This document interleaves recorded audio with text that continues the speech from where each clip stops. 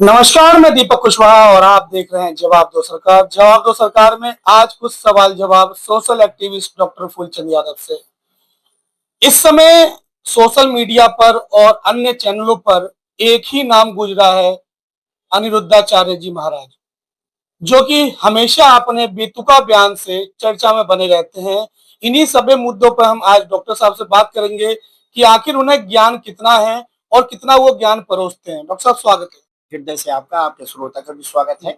मैं ये कहना चाहता हूँ, पता नहीं क्या आज धर्म गुरुओं को हो गया है कि वो अनाप शनाप बातें कर रहे हैं। उनका काम है कथा वाचना, ज्ञान देना, तो देते रहे, मुझे कोई आपत्ति नहीं है। लेकिन ज्ञान भी तो सीधा देना चाहिए।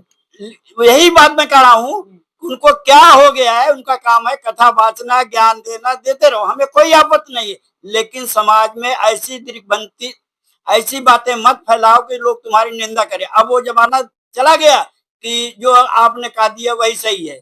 अब जमाना गूगल का है, लोग पढ़े लिखे हैं, समझदार हो गए हैं। मुझे तो बड़ा दुख होता है। अब परम आदरणीय श्रद्धेय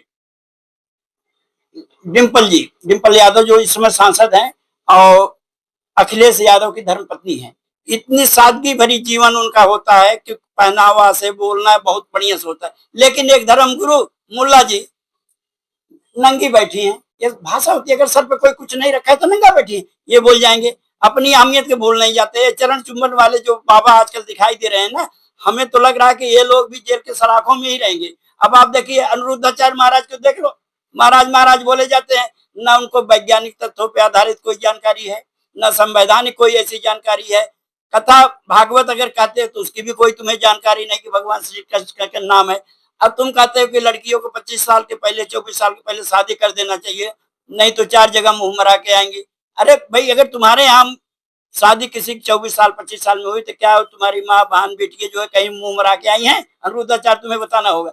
तुम्हें अपने पद की गरिमा नहीं है, शब्दों की तुम गरिमा नहीं रखते हो, भाव सरलता का रखते नहीं हो। कितने गिरे हुए लंपट चिचोरी हो गए हो। ये जो भाषा तुम बोलते हो लंपट और छिछोरे लोगों का है। अरे कम से कम एक अच्छे गद्दी पर बैठते हो, दुनिया आपको सुनना चाहती है, अच्छी बात करो।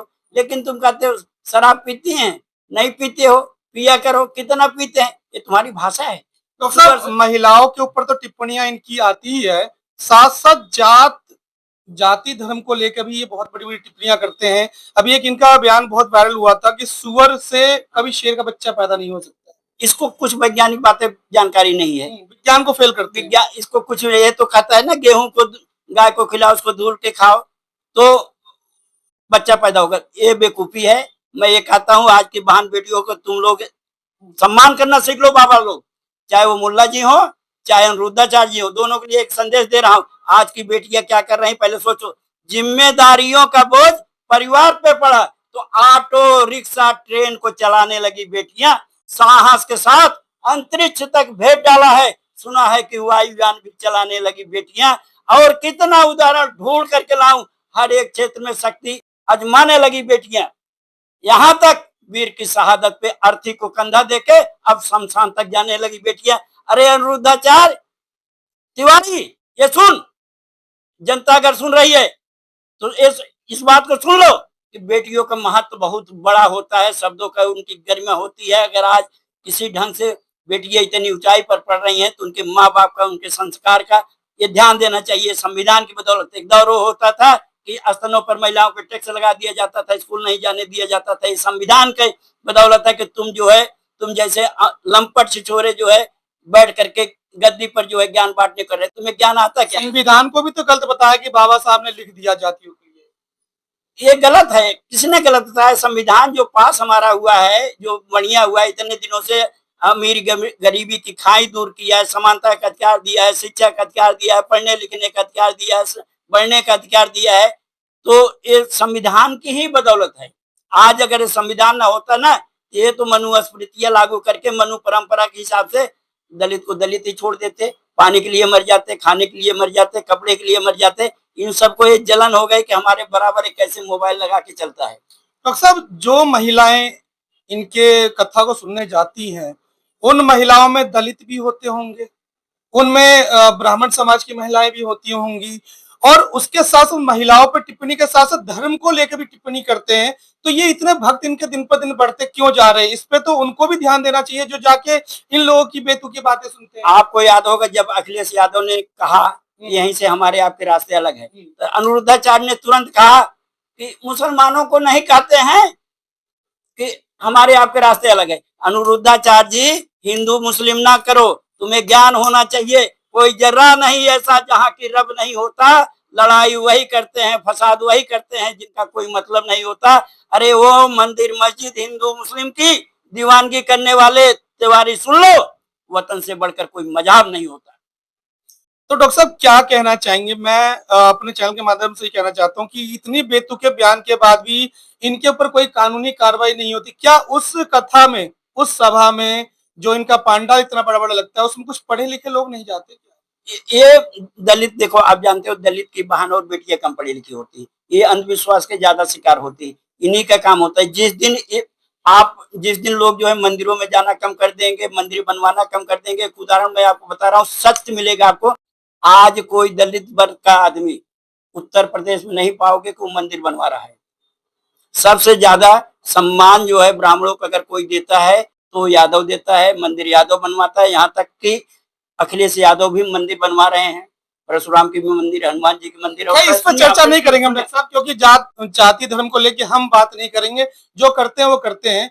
हमने सिर्फ आपसे ये सवाल किया है कि जाति धर्म के साथ साथ महिलाओं का सम्मान गिराना, ऐसे बाबाओं को अनुमति कौन देता है? ये अनुमति कोई नहीं देता है। उनके प्रति लोगों को थोड़ा सा अनुराग जाग जाता है, लगाव जाग जाता है ना, तो मनमानी करना शुरू कर देते हैं। आपको पता ना, अनाप शनाप उल्टे कर्मों की वजह से कितने बाबा जो है जेल की सलाखों में है। हम तो आग्रह करेंगे कि अनिरुद्ध तिवारी जी से कि लंपट वाली बातें बंद करो, ये छिछोरी बातें बंद करो, आराम से अपना काम करो, जो इंसानियत और मानवता के हितकारी हो। अब तुम अनाप शनाप दे करके बहन बेटियों पे जवाब देना, भाई तुम्हारे पास भी बहन बेटी होंगी।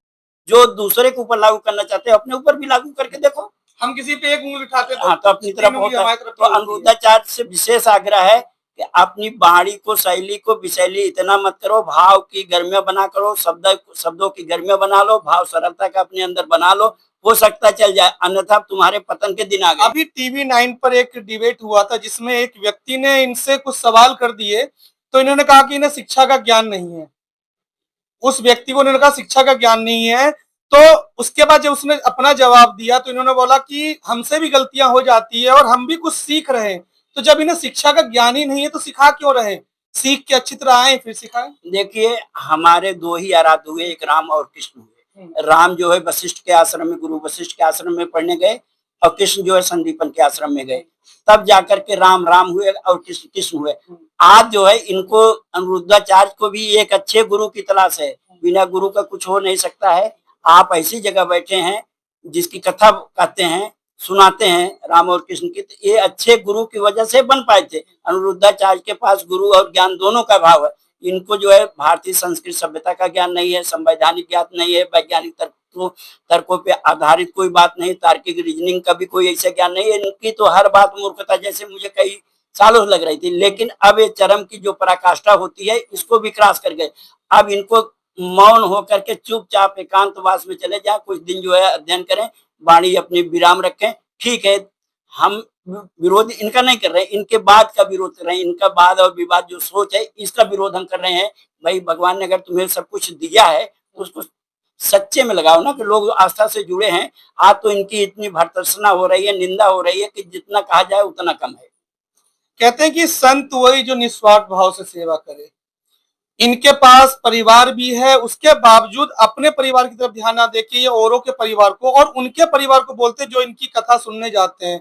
तो उन जो कथा सुनने जाते हैं उनको क्या संदेश देना चाहिए? देखिए, संत के पास वैराग्य होना चाहिए। इनके पास वैराग्य नाम की कोई चीज नहीं। इनके पास भौतिक लोलुपता बनी हुई है और सौंदर्य प्रसाधन से जो है हमेशा लदे रहते, क्रीम पाउडर तेल दिखावा करना। संत का काम दिखावा नहीं हो। असली संत अगर आज आपको देखना है, किसी भारत में प्रेमानंद जो है मथुरा वृंदावन में रहते हैं, कि जिनसे मिलने के लिए उसके अंदर कोई लालच नहीं है। कोई कुछ महिलाएं इनकी तारीफ करती है, जैसे गोपी गोपाल आश्रम जो इनका बना है। हाँ, और उसको लेके वृद्धा आश्रम जो है उसको लेके वहाँ जितनी भी वृद्ध महिलाएं हैं वो इनकी बहुत तारीफ करती हैं, बहुत सारे इनके भक्तजन जो हैं वो इनकी तारीफ करते हैं।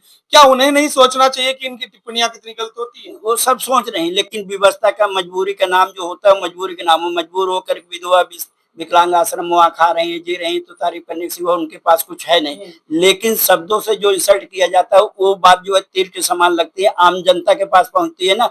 जो वृद्धाश्रम में बैठ गई है, जीवन के अंतिम समय में है, वो लोग तो ये सोच रहे हैं किसी तरह से कपड़े रोटी मिल जाए, जीवन कट जाए। लेकिन वर्तमान का जो जीवन बनाना है, जो जीवन का निर्माण करते हैं संत महात्मा गुरु, और राष्ट्र के उत्थान में होते हैं, समाज के उत्थान में होते हैं, लोगों के चरित्र के उत्थान में होते हैं ना, ये चीज अगर किसी संत महात्मा के अंदर नहीं पाई जा रही तो वो संत होने लायक नहीं है। चलिए, ये थे social activist doctor Phoolchand Yadav. Aniruddhacharya Maharaj लगातार सुर्खियों में बने हुए हैं। उनकी बेतुकी बातें जो हैं लोगों को जो है उनकी आस्था पर सवाल उठाए जा रहे हैं कि लोगों की आस्था के साथ खिलवाड़ कर रहे हैं, जाति धर्म को लेके वो बेतुके बयान देते हैं।